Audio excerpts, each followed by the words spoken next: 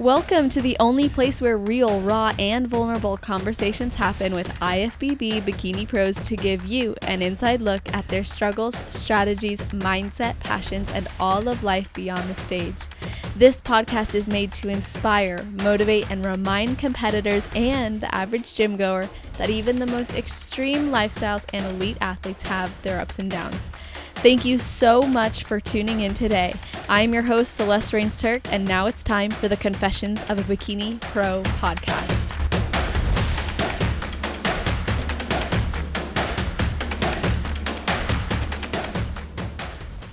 Today's guest is an athlete from Hong Kong who works as a director of Pump Personal Training Gym. She's a transformation and prep coach, as well as a pre- and postnatal coach.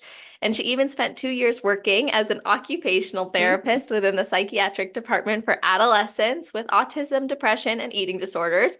She is currently studying functional medicine while getting ready to enter her competition season for the year. This athlete worked hard alongside her boyfriend to achieve the goal of going pro together, and they are the first Chinese IFBB Pro couple and each take great pride in this shared victory. She started competing herself in 2018 and went pro in 2020, and then traveled to Texas to compete in the San Antonio Pro before competing in the Korea and Japan Pro. So we have a lot to talk about. Welcome to the show, Amanda Lam. How are you doing? Thank you very much, Celestial. It was nice to meet you, and thank you for inviting me into your channel. It's my pleasure to be with you today, and I'm so excited, and I was looking forward to our episode today. Me too. You can ask me anything, and I'm very open to share about everything about my competing journey, my personal life, my business life, and my relationships. Yeah, Let's and go. we're going to cover all of that. Trust me. I'm excited about it. I'm glad that you're willing to be so open too, because, this is what this podcast is about. I want to highlight your life off the stage too, as well as on. Yep. So I have to ask you before we jump into all of that, is there anything you do or think about right before your heel hits the stage? Before I hit the stage, Yep. I think each year it was different. So when I first compete, I was so nervous and my legs were shaking before I step on the stage. And the only thing in my mind is, please don't fall and please don't, do any mistake on the stage because everyone's looking. But for now, it's my pro season and I step onto the pro stage. I don't get nervous at all. Yeah. So I got so nervous before I see my coach the day before the show, but after confirming everything with her, I just get so relaxed and I just want to enjoy the stage and I want to hit my 110% on the stage, show my personality because on the pro stage, everyone is a champion physique and I just want to treasure that minute on the stage to show my personality and have a very nice posting video that I can post online and show everyone that I'm so passionate about the sport. Oh, you can see your passion when you hit the stage. Like you're lighting it up. You light up the stage and your posing really exemplifies that part of your personality. Yeah, I have transformed so much. So from being not confident before stepping on stage to nowadays, I just want to do my best because I have built a career and a lot of relationships from this sport from zero to today. And I feel so grateful that I think I have to give back to the community and to promote the sport in Asia specifically. Yeah. Specifically in Asia, this is something I wanted to discuss with you because you've competed in America. You've also competed in Asia. So something that I think would be great to hear from your perspective, especially because you are from Hong Kong specifically. What's the difference from what you see in the fitness industry, beauty culture, and competing in Asia compared to America? Wow, that's a lot to talk about. Yeah, let's so talk a little about bit add on to the background because my coach is Jamie and she's from Fit Body Fusion. Yes, So Jamie I just wanted to see, she's very famous. She's a really great coach.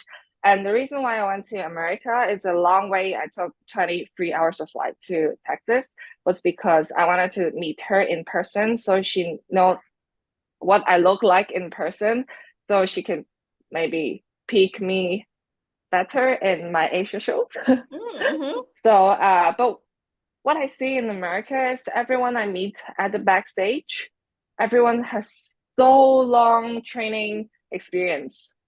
It was like more than 10 years. It's very common for them, for the pros, but I have only been training for 6 years. So I think back in Asia, it's very normal for girls to hit the gym only recently. The reason why is because I think the trend of bodybuilding has only started like say 4 years ago. Okay, so 4 to 6 years ago, in Asia, people only like very, very skinny bodies. So I was under eating. I was eating slightly around 1,000 calories and only weighing around 100 pounds. Now I'm 120-ish pounds. But before before I started the bodybuilding journey, everyone just wants to be very skinny and they don't want the legs to be touching. They don't want the thighs to be touching. They want a thigh gap, and they also want very skinny arms and very tiny waist. So in Asia, still people think being skinny is very beautiful. But in America, people really appreciate curves. Like they like thicker physiques. They like muscles, pretty muscles, and also the body that people have worked hard on. So I really appreciate that. And I think in Asia, people need to start welcoming more kinds of physiques, skinny, a little bit thicker, and also a little bit more muscular. And I think this is the thing that I really want to promote in the fitness community in Asia. Yeah. So that's really like what you feel is driving you and your Yeah. influence there. Yeah, that's the main difference between Asia and America. Like more people go to the gym in America and more people have a fit body, but in Asia, being fit is really bizarre to most of the people. Yeah. And it's so Yeah. fascinating too, because a lot of the clients that I've had who have Mm-hmm. Asian families usually face judgment for pursuing bodybuilding. So I often hear them Yeah. say they're being put down or judged. They're constantly being told, oh, you should be eating this. You shouldn't be eating that. Why are you getting big? Why aren't you staying Exactly. skinny? Yeah. You Have know you it. ever had that? Yeah, it's very common. So for generation like my parents, they would think that it's a respect to the family that you sit around the table and share the same meals with them. So at some point in my prep, I feel like I'm disrespecting my family members because Wow. they like to have gatherings with 10 or above amount of people around the same table and they share the dishes. But in the Western culture, people like order their own mains and order their own sides, so they don't really share. And if you have your own meal, it's way better. So it's a little bit hard to socialize while you're prepping in Asia. I imagine Yeah. so. Do you get support from your parents? Well, my parents are quite open-minded because now I've started to build a career out of it. They become more open-minded, and I also share a lot more about my prep to them. But before I make a career out of it, I normally just hide all my things. Mm-hmm. Yeah, they didn't really know even I was doing my first show. Really? So when did you finally Yeah, tell them? yeah, probably after I turned pro, and I just tell them, "Oh, I'm going to switch my career. So now for my career, I'm going to compete actively." But actually, that's all they know. But deep down, the reason why I switched my career is because I want to compete in the first place. So in Yeah. Asia, you always tell your mom different things. That's what I've heard. Yeah. She's gonna listen to this and be like, now wait a minute. No, she won't. I won't even send her the link unless some of you see Yeah. this and then send to her. Please don't. Yeah, guys, don't protect it, you know. That's really interesting though, because that's so Mm-hmm. different. I Yeah. think that's another key difference is in America, there is judgment from families, of course, but it's not the same. Mm-hmm. Like you said, most of the times you go to a restaurant and you expect to order different things, whereas so my best friend, her husband is Chinese, and for their wedding, we went to a Chinese buffet and everyone was eating the meal that was put in the middle of the table, and then everyone was Mm-hmm. eating it. And I remember thinking that it was so different. You're not ordering from a menu and picking. So I imagine being raised to see sharing food as a respect factor would make it extra challenging. And I see now Yep. why you waited until you were a professional to actually really expose that part of your life. Yeah. Yeah. It's hard to say. I try to say everything here, but there are actually a lot of friction while I was prepping and also staying with my family and trying to maintain good relationships with them. And there are also, there are also hungry moments, hangry moments, and you just want to Mhm. focus on your own meal. And then my mom be like, "Oh, you gotta eat this, you gotta eat that. Why not just one bite? Why are you so stubborn? Can you just be a little bit more open minded and just try this kind of soup because it's like it's it's the seasonal soup, and then you're gonna miss it after this month, you know?" Yeah. How did you Yeah. So, navigate that? How did you set those boundaries or say, no, I'm going to focus on this? uh, no, I just said no, and I normally just went into a conflict. Yeah. So yeah, until I become a professional athlete, they feel like, oh, this is your career. This is your career to not eat some of the food. So maybe they're more aware of it. But they still harass me in the public if I don't eat anything, and they just say, oh, so now you can take this again. And then all of the other family members be like, oh, you're so disciplined. That's why you're so fit. And then Mm. it, it sounds very ironic Yeah. sometimes. Yeah, that Yeah. is very ironic, isn't it? Because you know what's Yeah. required of you, but also there's that cultural perspective as well. Yeah, exactly. But I feel like in a family in America isn't like that, because I Yeah. also visit my friends in LA, and then I stay with their families, and then their parents are totally okay with it. Yep. Perhaps they have a better understanding of what an athlete should behave like. Yeah. Yeah, and I think too, like in American culture, sports have been around forever to the point where and I'm not saying that's not true in Asia, but I think even at the school level where they're teaching us about nutrition for Mm-hmm. athletes from a young age, and because in America there's like this drive for everyone to be independent and achieve that, then I think parents will be okay with, I got to rush my kid to this practice and then this practice and then doing this, even at the expense of missing a family dinner. Yeah, I agree. And you guys are just more independent, and you Yeah. can have your own independent thinking and decisions. Yeah. It's And nice.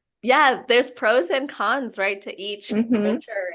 And it's very fascinating. Like, I'm sure there's people listening who are like, oh, I would love to be able to just have dinner with my family or have them want that. But then there's also the side of it where it's like, yeah, but as a competitor, it is nice to know, well, I've eaten my 6 meals today and I'm just going to enjoy sitting next to my family at dinner.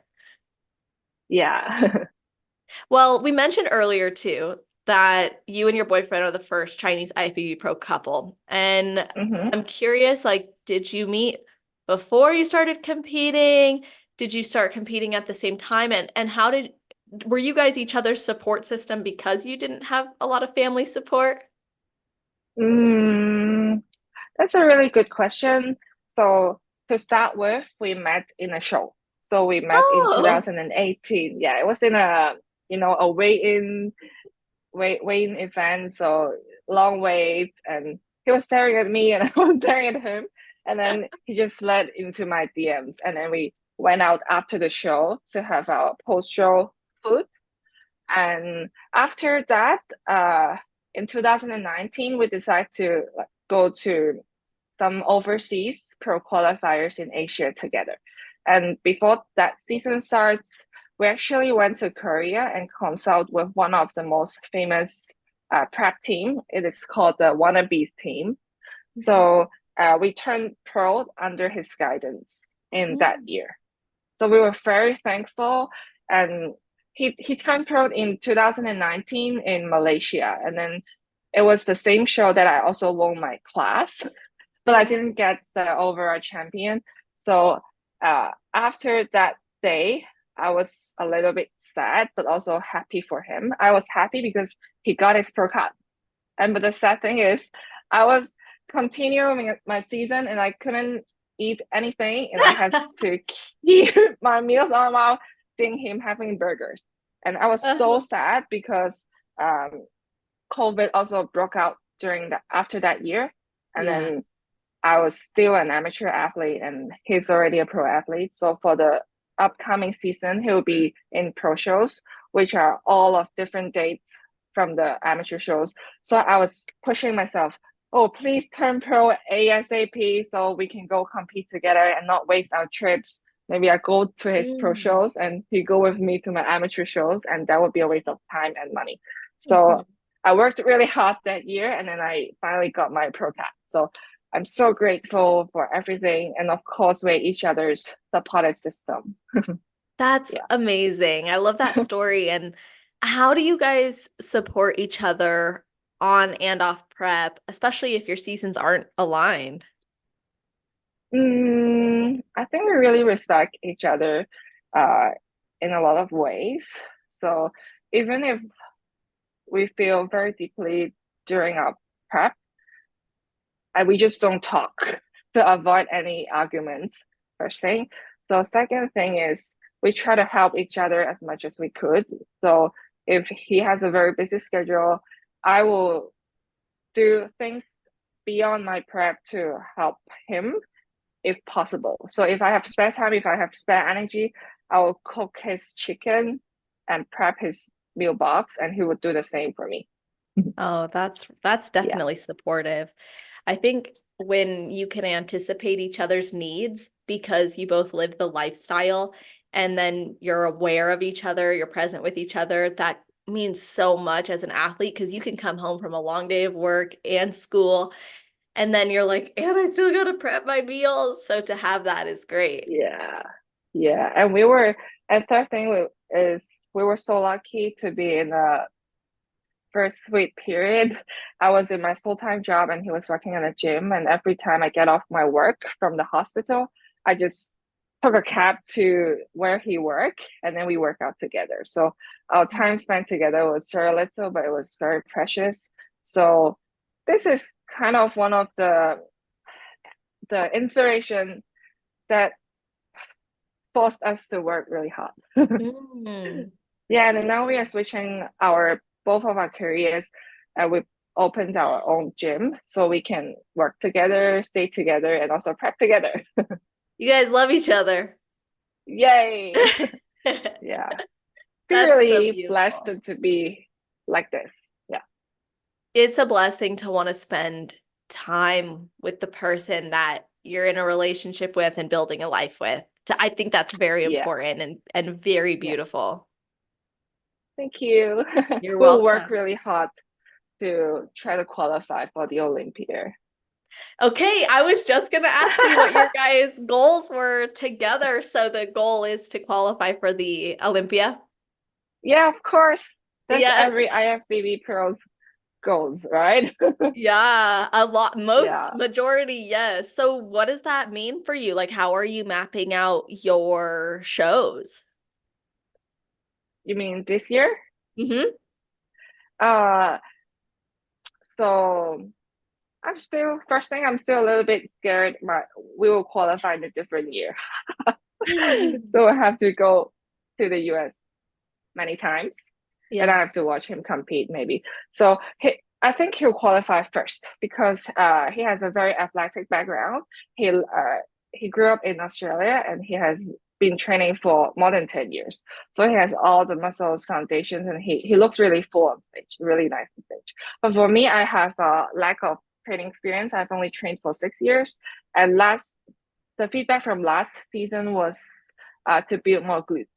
So I was Okay. really a little bit nervous that I couldn't bring the glutes fullness in my back pose because that's what I'm lacking. I'm really dominant in the front pose, but very imbalanced from the back. So I'm Mhm. working really hard. So to map our show, I'm going to do the September show in Hong Kong because there's a home show. So I was kind of forced to do it. I have to do it. Yeah. But before the date was announced, I was actually planning to compete a date later than the Hong Kong show because Jamie told me to build more glutes. So I'm hoping I can really bring enough glutes to the show in September. Yeah, and I'll start from there and then continue to compete, well, until I qualify or maybe until the same feedback is on and then I have to go back into the off season. Yeah, Okay. So that's the plan. he's gonna try to qualify this year. You're gonna Yeah. compete in a pro show and then kind of reevaluate. Yeah. Because from last year, my boyfriend was always in the top top four, I guess. So it's kind of very close for him. But I was in Mhm. sixth to seventh place last year in my pro show. Yeah.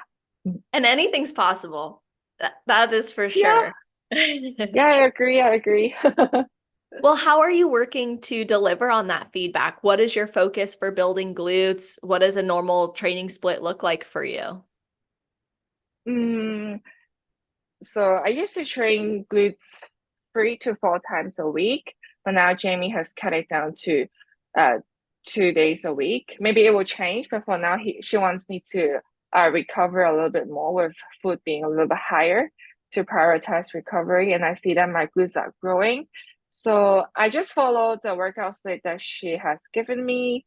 But since she's in the US, so I also I've been training with my boyfriend's coach in person. So he's trying to adjust my hip hinge and hip extensions movements to the maximum and to train according to my bone structure because I'm really narrow. So anything sumo stands will be a little bit hard for me to execute. And I also took feedback from the IFBB Pro judge, and most of them told me to narrow down my back post stance because I was standing so wide last year that kind of flattened out my glutes. So I'm gonna change my back post this year.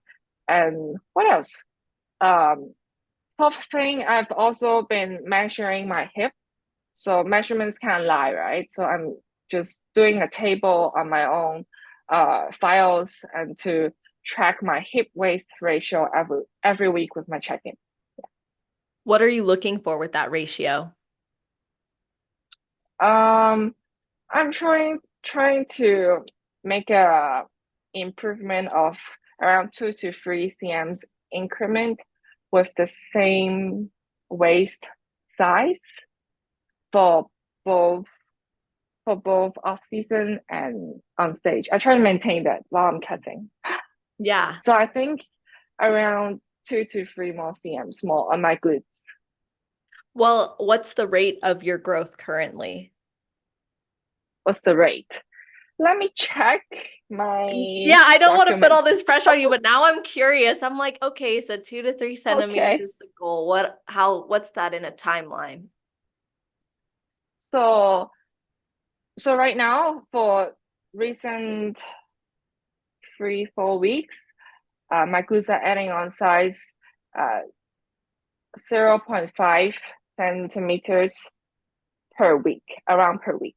So it's pretty nice, and my waist stay the same. And my waist is a little bit tighter. It's 5 cm tighter than last year's off season, and now my glutes are 1 cm bigger. That's So it's good. bigger. Is it clear? Yeah, that's a big Yeah. deal.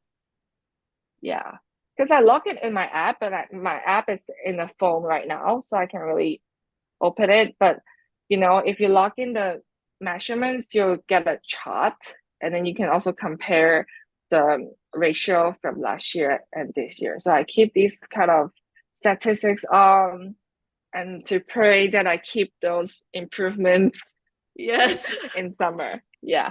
Yeah, I totally get that. I have been tracking my measurements and data for years. Mm-hmm. Like when I signed up with my coach now, who I've been working with for a couple of years now, he was like, "Holy moly, you have data going back to when you were like 2 years old."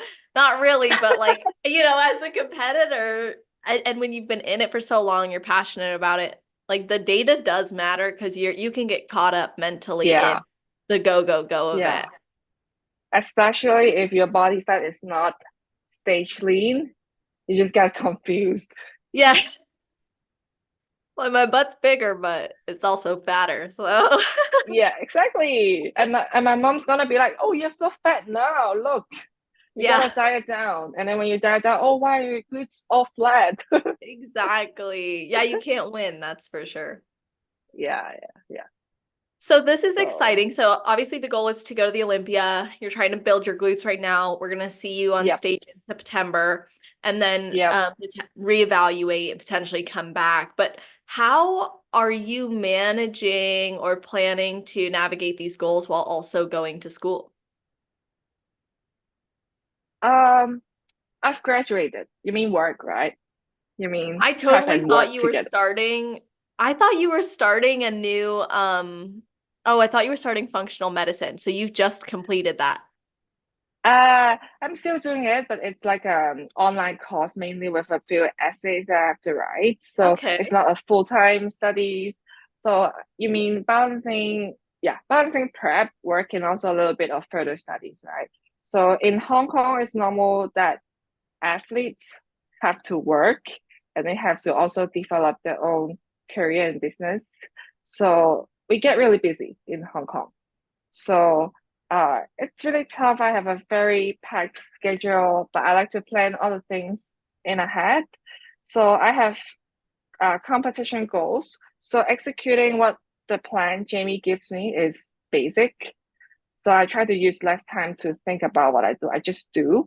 And then I put more energy in my work because I have to think what I have to give to my clients. I have to think about what kind of marketing posts I have to post for my company and what kind of projects that I have to be like doing in certain months. Yeah. So in the past weekend, I have just finished Bikini seminar with 20-ish Mhm. near near 30 participants to promote the sport of bikini in Hong Kong. And also next month, I'm going to lead some of my clients and we travel to Taiwan to compete together. So yeah, every month there's so many things going on. So I have to keep a really clear schedule and just to avoid I burn out mentally and to avoid schedule like crashes in together. Yeah. Definitely. I feel like, Time management. yeah, that's exact. I was literally just thinking that. I'm Yeah. like, if you don't manage your time as a working athlete, it can overwhelm you. Yeah. Yeah. I don't want to be one of the athletes who just live on sponsors and just sell for how I look. Like I want to look good and also do good to everyone and also maintain my career. Yeah, it was a very successful experience for me last year in Japan Pro. I was leading also six clients together in the amateur show, and then the next day I do my pro show, and I got Wow. the best results so far in my pro season. So that means it was a win for me because it proves that I can do well under pressure. So I Yes. try to keep this vibe, keep this energy on for this year so I can like do good to myself and also do good to the rest of my clients. That's so important. I Yeah. think more athletes would benefit from adopting that mentality, honestly, of like, how can I contribute? How can I learn? How can I grow? And also just having life outside of being on stage is really, I think, what makes this even more fulfilling, like you said, because you saw your clients receive success in conjunction with Mm-hmm. your success. That was rewarding. So when did you start coaching and what made you decide you wanted to work with other competitors? Well, I think I started coaching other girls uh around 4 years ago. I was working in a hospital, but I also get many messages from other girls that they were asking for coaching. So at some point, I was working in the hospital and also prepping some of the girls and also prepping myself at the same Mhm. time. And then I feel like um, I like to be the role models. So I feel like I can inspire others and it gives me a sense of satisfaction. And even in times of prep that I feel very lonely, I feel like my clients' experience can also help support my journey as well. So I feel like it's a very meaningful job because I help them and they're actually helping me as well. And then we become stronger females. Yes. Yeah. One woman's win is another woman's win. Yeah. Yeah. That's the point. That's so great. So you have studied a lot of different things, and you've worked in the hospital as well. You worked for 2 years specifically within the mental health and adolescent care within there. Yeah. So can you tell us more about what your role was there, how you got there, and what it was like to actually leave that role and pursue your passion of coaching?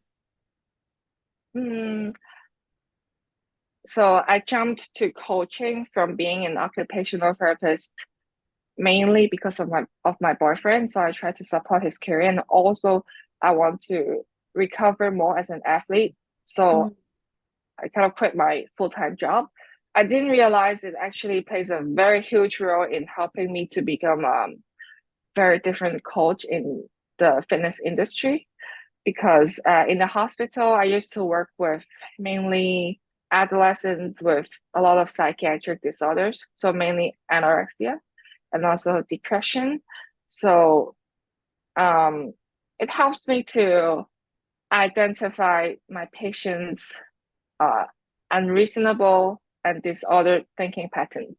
So I Mhm. try to identify the false connections and why they have specific eating disorders and specific all in or nothing thoughts pattern Mhm. and try to identify some of the coping strategies to uh, battle with the disordered thinking. So, for example, one of the girls actually so scared of eating certain things. It it's burger, I think. So I tried an experiment and told her to try a burger while she she get her uh she get her leave out of the hospital. So after that, we weigh her again, and then she's just on the same weight. So after that experience, she's not afraid of having the burger once again. So I feel like working with girls with kind of irrational thoughts or ideas can help me to identify what are the specific coping strategies for some of my clients right now in the fitness circle. And they are smart enough to evaluate the results with me. So I feel like I can help them to identify the ways to reach the fitness goal realistically. So this really helped me. Oh, Yeah. for sure. Yeah.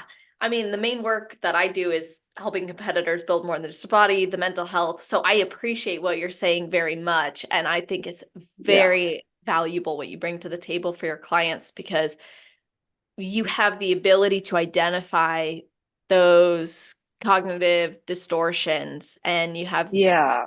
the ability to see like, okay, these thought processes are maladaptive. They're not good. They're not Yeah. beneficial. And then you have clients who are trusting you and willing to explore that with you. So you're able to apply that with them. And as clients who are competitors especially need it. But do you work primarily with competitors or more so like lifestyle and the pre and postnatal? Well, actually, half of my clients are lifestyle, pre and postnatal, and half of my clients are competition clients. Wow. So yeah, but the common thing that I find in because I coach all of my clients are girls, and I realize that everyone has a lot of mental barriers in reaching their fitness goal. Like mostly is the goals and the actions do not align, and I try to identify that discrepancy with them, and that's what solves their problem Mm-hmm. sometimes. So for prep clients, it requires a little bit more psychology work, but I try to explore with them some of the options that make them feel more flexible in prepping, that actually help with them to stick with the plan overall and to Yes. achieve their fitness goals. So there's a lot of soft skills that are acquired in the hospital that I can like regenerate in my gym to make, well, to help my clients to achieve their fitness goal. If you're looking for competition heels, jewelry, and fun competitor extras, then visit shoefairyofficial.com and use code CELESTE for a discount at checkout. Absolutely. I think mental barriers to success Yeah. have to be addressed, or you just end up repeating those cycles over and over again. And for someone who wants to go to the lengths with, or great lengths with competing, it's absolutely crucial. Yeah. Sometimes it's really small things like fixing the meal timing can really help with the training energy and help with them to lose fat. So it's a very small change that help with the big picture. Yeah, and I feel like that's Mhm. more beneficial than throwing like a million big things at someone. It's like we can make Yeah. a small adjustment, you can see the impact of that adjustment in a positive way, and then we can take the next small step.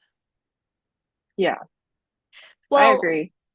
something I'm really wanting to pick your brain on is Hmm. like what you think people who already compete but who want to take time away to start a family should focus on for their health, and also with maybe knowing that they want to come back to the sport after they have a family. Mm, I actually have a client who faced this struggle last year. It was one of my online clients from Taiwan because in Taiwan, like many other Asian cultures, they have a really strong idea of building a family. So they have to have a family at certain age. So my client was 30 years old and she was pressurized by her family to build another family. But she was also rolling in the first call out in her amateur show. So she really wanted to continue competing. So I think first thing is um, I will tell the client to identify how urgent things are, and secondly, how important things are. So, because age is an urgency, but competing and having a family is also important.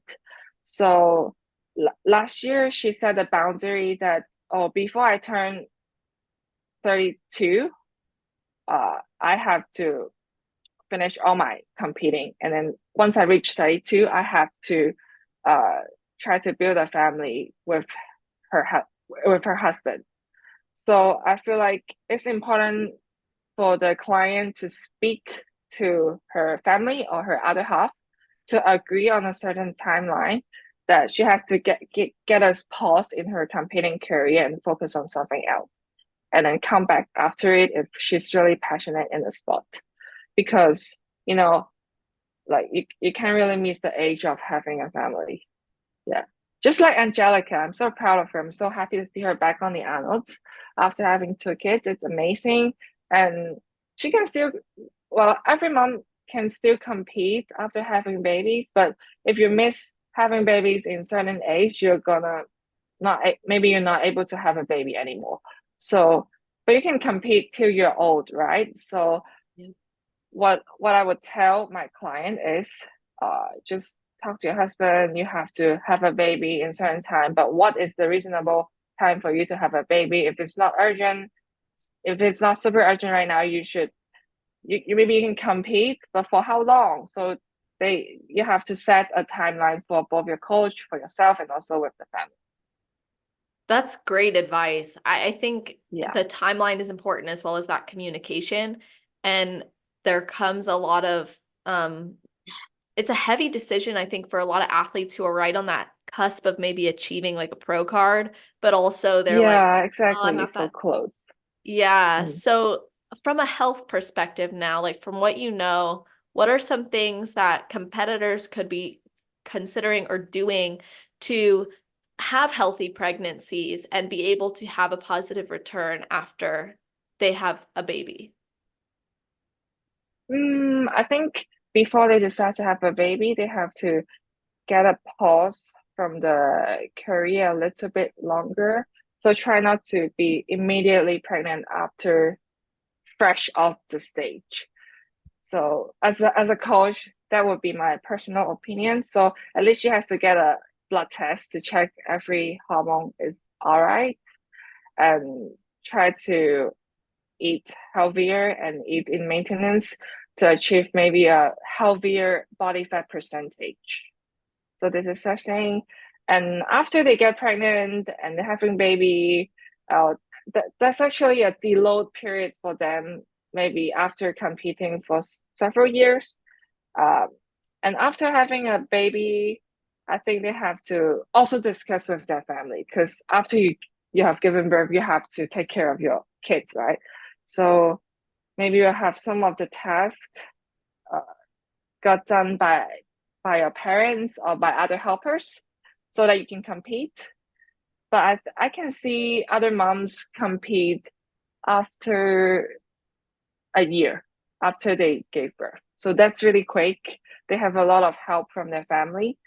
I think physically it's okay to compete after giving birth in a year, but that would be really extremely demanding. So I think for younger moms, it will be able for them to recover very quickly.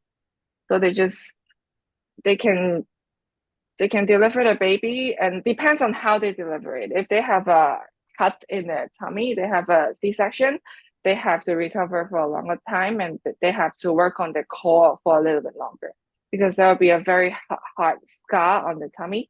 So they have to maybe do a little bit of therapy to soften up the scar and to build up a little bit core before they get on back onto heavyweight training. That might take half a year, around half a year. But if they deliver the baby naturally, they can recover a little bit faster.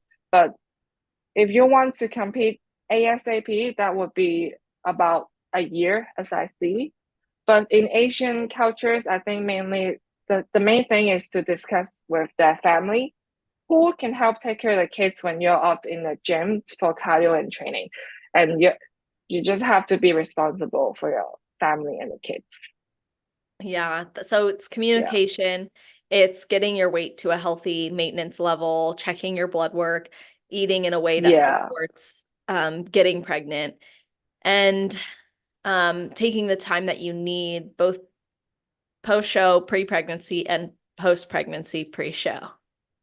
Yeah. But in a physical aspect, usually competitors are really good at recovering after pregnancy. That's what I've seen too. Like some of the other women Yeah. I've spoken to who have like had babies right after show or come back right after having kids. It's amazing. I mean, we saw in Yeah. like Angelica, who like you just referenced, she came back and she's placing in the top 5. You know, like that's Yay, amazing. that's amazing. Yeah. Yeah. So it's cool that you have that background, that experience. Is there anything, like maybe any habits or insights that you've learned from integrative nutrition and functional medicine that you impart on your athletes and competitors to follow or consider? I think the most impactful knowledge that I've got from functional medicine is identifying some signs of the nutrient deficiency um, in my clients. So for example, some of the clients get really concerned when the skin becomes very yellowish because they have a lot of carrots and pumpkin in the diet. So because in functional medicine, it teaches you more about vitamins because while they're getting lean, they have a lot of food that contains vitamin A and it's really orangish and yellowish. The skin becomes that color as well. They might become concerned because they get confused if their liver malfunction. But Mhm. it was actually because of vitamin A. And you can see it from the eyes. If your liver got a problem, your eye would become yellowish. But if it's only from the diet, you eat a lot of pumpkin and carrot, only your skin is going to go yellow, but not the eye. So when my clients ask this, I'll try to say what I know to them about, oh, it's because of certain vitamin deficiency or certain uh, overflow of certain nutrients that cause the changes in your body. But of course, I'm no professional. So if they want, if they're really concerned, I'll just ask them to go for a blood test to confirm anything. But that really helps to relieve the worries immediately, because that makes sense. That's a very common trend to see in my clients as well. And some of the clients get really huge cravings on chocolate or like fatty food in the diet. It's actually reflecting some of the deficiencies of vitamins and minerals, especially magnesium in the diet while they're prepping, because they're so depleted. But normally it gets better after the show. So once I tell them this kind of trend, they'll just suck it in through the prep, and then Yeah. they'll be fine till show day. It helps to So I, have the yeah, knowledge. Like it helps to have these things explained when you're competing and maybe you're not used to these changes. Because then when you yeah, see them, you kind of start thinking the worst, or why am I craving this? Or you're beating yourself up. But when you really break it down or have it broken down for you, you learn that's actually quite a normal biological response to what's being or not being consumed. yeah, exactly. And also the second thing is functional medicine also teaches us different types of hunger. So I think hunger is everyone's worst enemy, especially for girls in prep, because it can lead to emotional eating episodes. But in functional medicine, it teaches you that hunger actually comes from different ways. There are 7, 8 types of hungers. So one of them is eye hunger, and the second one is stress hunger. So example like this is eye hunger. If you see something that you really want to eat or someone else is eating, you have a craving for that kind of food. So that's how your hunger comes. And if you know how it comes, you know how to battle through it. And second, maybe stress eating. You have a stressful day at work with your family and you just want to eat. And then if you identify the cause of that hunger, you're able to battle through it again. So things like this really help with um, executing the prep and also understanding myself and my clients a little bit more. So things like this in functional medicine actually help a lot in, well, coaching myself and coaching my clients, because it's not what is taught in the personal training certificate. Yeah. Yeah, it's definitely not. And it's great to have that insight, like you said, even for your own application to your Yeah. reps and to your experiences. So, what are some of the things that you've learned about yourself and your body over the last, like, well, I guess since 2018? What are some of the things that you've learned specifically about you? I think about me, uh, well, I think the most important thing for me is stress management. Because for Yeah. me, I can get quite stressed out because I'm a perfectionist. So if one thing doesn't go well, I get panic, and I get so Hmm. nervous that things don't go well. Even if I'm competing with my clients overseas, I want to make sure everyone has the perfect peak from what they already have. So, and also I want myself a perfect peak. So I need to plan things ahead and try to visualize what's the worst scenario and what kind of plans that I can cope with this worst scenario. If my stress is managed, my time is okay, and I my body just reacts very nicely. That's a So really yeah. That's really key. Stress is huge for Yeah. so many of us because a lot of competitors, I mean, you kind of have to be a little crazy to do this. So you're probably Yeah. already like a high achiever in other areas of your life. So then you add on top of that wanting to manage prep. You said something interesting earlier, though. that I'm going to touch back on, which is you have Jamie Mm-hmm. coaching you. So I think Mm-hmm. that was one thing it sounds like relieved a lot of your stress, was to have someone else say, this is your plan and you just have to follow it, instead of you having to stress about, well, what am I going to do for my workouts? What am I going to do for my nutrition? Instead, you can like also lean on your coach. But aside from that, is there anything else you do for stress management? Mm, mm, there are two people I believe in, my coach, first person, second person, my boyfriend. Yeah, my coach Jamie is really smart. She knows what I'm worried about. And usually I say something in my check-in, I say I'm worried about something, she immediately knows and she just tell me not to worry about it and tell me what's going on, what's the next step.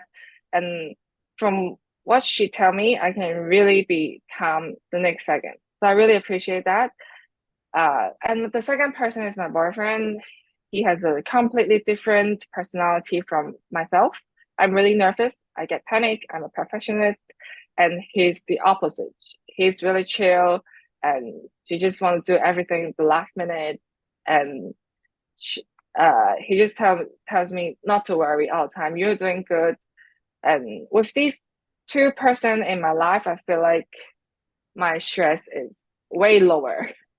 So that's why I feel like it's going to be a very successful season this year.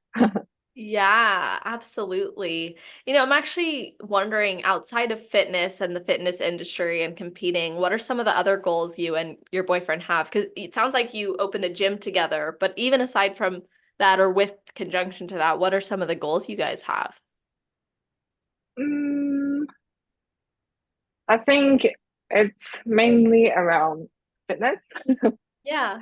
but for first thing, competing, career, second thing, doing our own gym business. I think one more thing is that uh, it's not just for it's not for promoting ourselves or promoting our business. Uh, we just want to share the spot with everyone. So Yeah. we try to make more large scale events like seminars and filming some YouTube videos to put on our channel just to share more about our prep online so more people will know. And we are also extending our work in China with some very good opportunities. We're going to help with some of the housing properties with the gym layouts and also hiring personal trainers for some of the clubs and educating the trainers. So I feel like this kind of work is extra. It's on top of our own business and competing career, but we really enjoy spending time in like lifting the fitness industry in China as well. Yeah, because I feel like China has to learn and rise up more in fitness because not a lot of girls, not a lot of guys work out in China, but it's going faster and faster and more developed nowadays because the top athletes and the top fitness influencers are spreading the important message of getting fit and leading a healthy lifestyle with the general public. That's so amazing. All of those goals and avenues you just described are unique, interesting, awesome, and they're going to make a big impact, clearly, not even just at the competition level, but it sounds like even local levels, which is wonderful. And being able to impart that knowledge, that wisdom, that experience, and inspire other people to get into this lifestyle, whether they compete or not, but just to prioritize working out and nutrition. Yeah, exactly. Exactly. So skinny is not the beauty nowadays. So getting fit, working hard for your body is the new standard. Yeah. I like that that's what you want to teach. Because Yeah. like we've gone through phases like that in America. I mean, most of the times now what we see is that's from disordered eating, but in the past, like that was like the beauty standard of like the very Mm-hmm. skinny anorexic look, honestly. And then Yeah. it evolved and everything from there. But I think when you have like a cultural norm that says this is what beauty is, this is what being healthy looks like, people will go to unhealthy extremes and lengths to achieve that, where they're not eating. Like you said, you went through periods of not eating and not Yeah, eating well yeah, and keeping your body from functioning at the highest level. yeah. And it's so like unhealthy to trying to fit yourself in certain norms by sacrificing a lot of life. Yeah, a lot of it. And it's, well, competing, like you said too, you can take a more flexible approach and one that allows you to sustain your results and your effort and have more adherence to your plan. So what does your approach look like? Like, are you doing macros? Are you doing flexible dieting all year? Are you doing meal plans? What's your personal approach that you feel is sustainable for you? I am doing macros with Jamie right now, but actually it's just a meal plan that I Yeah, set on my fitness diet. It's the same every day. But like I mentioned, sometimes I need to travel overseas. So there might not be the same food sources available because I'm such a perfectionist. If you send me a diet and I can't get that specific food, I would panic again. So yeah, macros would be a softer approach that I can adhere to. But I do believe macros isn't for everyone because I have seen people who have finished all of their food at 3 p.m. with macros. exactly. So yeah, so it really depends. Yeah, the approach really matters and how you execute on these things and interpret them, and working with someone or getting guidance from others on Yeah. how to approach it is important. So Mm-hmm. I didn't ask you this earlier, and I should have, which is, why do you want to go to the Olympia? Because it sounds like your mindset is very much impact, purpose, career, uplifting others, getting the word out on the sport. But for you personally, why do you want to go to the Olympia? Mm, there's a lot of reasons behind. Well, my ultimate goal as a bodybuilding athlete is to go to the Olympia. So, but it doesn't have to happen this year. But I want to bring my best in the Olympia, so I don't want to be like um qualifying for for the Olympia at my not at my best. You know Mm-hmm. what I mean? I want to bring my best to the Olympia because that's what the stage deserves, and I hope I can qualify at my right timing. So I think one of the underlying reasons is because actually I have a very big family. My father has 7 siblings, but half of them are living in the USA. So when I was young, growing up, half of my cousins are in the US. So when we grow up, we grew up in Asia and we have very restricted career choices. So my father wants me to be a doctor or a lawyer. That's it. But for my cousins, they have really, really nice career choices. They excel in like astronomy and they become software developers. Uh, one of my cousins work in Apple and the other one work in NASA. So they really are doing what they like. But growing up in Asia, I am forced to do things. Mm-hmm. So I want to, well, maybe I want to prove, or maybe I want to do something good for myself that is special about me. And I like bodybuilding. So I want to be one of the best athletes in those kind of fields, just like how my cousins pursue their own career. That is the ultimate interest. That's Yeah. awesome. What a great reason to pursue that. And Yeah, it's one of the biggest reasons actually. yeah, like knowing that you get to prove Mhm. to yourself you could do something that exemplifies who you are, but also that shows other people that they could do that too. Yeah, yeah. And to show others, even if you you have really good academic results in Asia, you don't have to do what your parents say you have to do. You can do what's for yourself and be the best at it.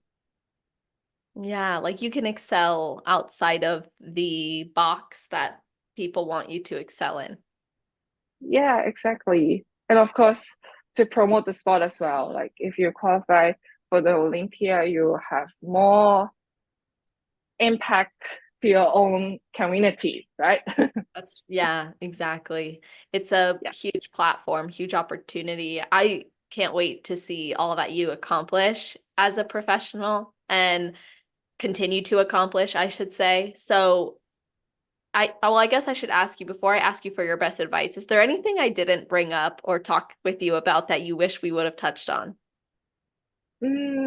That's a really hard question. Let me think about it. I think that's pretty much it. I can't think Okay. about anything we haven't touched on. We have touched on so many things. I know it. I'm really, and also I think too it'll be nice for listeners, you guys to follow you and watch this journey unfold Mhm. more and learn from you. So what's your best advice for someone who has never competed before but would like to? And then your best advice for somebody on their road to pro? Mm, so, a piece of advice for people who have been following me. So, really try to balance every aspect of your life. So, don't sacrifice one part of your life. Don't sacrifice your friends, your family for your own physique, for your own prep, for your own success. It's not worth it. If you can balance one aspect, then think about how you can do it better. Don't just close yourself up because you might need someone else one day and there's nobody out there who can help. So always try to be good to everyone. And if you decide to work on your own, don't put negative energy out there to people who really care about you. So try to send love in everything you do and try to include everything in your schedule. So yeah, that's my advice for my followers or people who have been following me. It's because it seems like I'm just in the gym on my social media, on my Instagram. I'm either in the gym or competing, but there are actually a lot of work, a time of work, or a lot of time spending with my friends and family. I didn't really post much on social media. It's not just about competing for me. I have a lot of life out of this, but this is my social media account. So that's mostly what I can post because they only allow photos, right? Yeah. So another thing is a piece of advice for people who are trying to go pro, right? Yeah. So really don't compare your chapter with someone else's tiny-ish chapter. So it's like judges are really smart. They are really experienced. They can see your years of experience in training. So try not to cheat your fitness goals and just be really patient. If you are really consistent from year to year, people can see it and it will show on stage. So don't do your prep in a very extreme or very um, short term way that will really harm your long term health and sustainability because this sport is a marathon, not a sprint. So it really hurts me to see people sacrificing their health, their femininity for the short term success of the sport. So I really hope people can really take their time. Uh, I am very lucky to become a pro athlete before I I was 25 years old. I turned pro in 23, but that was just luck. You actually normally people need more years of experience to become a pro. So it's the same for me being a pro. I'm just waiting and praying that my glutes are big enough or enough to qualify for the Olympia. So it's still just sitting here waiting for the years to pass by so my glutes will be mature enough. So it's just the same. So don't be so rushed to become a pro. So don't be rushed to be qualified to the Olympia because your time will come. Gosh, that is such good advice. Oh, yes. I like Yeah, love to that. you. Yeah, I love that you just said that because I'm like the timeline, like that pressure, it can lead people to make decisions that are not aligned with them or other areas of their Yeah, life. And I like how you yeah. also said, because like when I started this podcast, I was like, I only scroll on people's Instagram and see the gym or the stage shots and I want to know who they are. So I like how Yeah. you said, there's life outside of this too. And that's a really Mm. important thing to focus on. So I'm grateful for that advice that you shared. Thank you. Yeah, it's been such a pleasure talking with you and learning from you. I want people to be able to work with you or connect with you or come to your gym or your events. So how can people stay in touch? You mean how can people reach out to my event? Yeah, well, anything, Uh, your coaching, your events, follow you.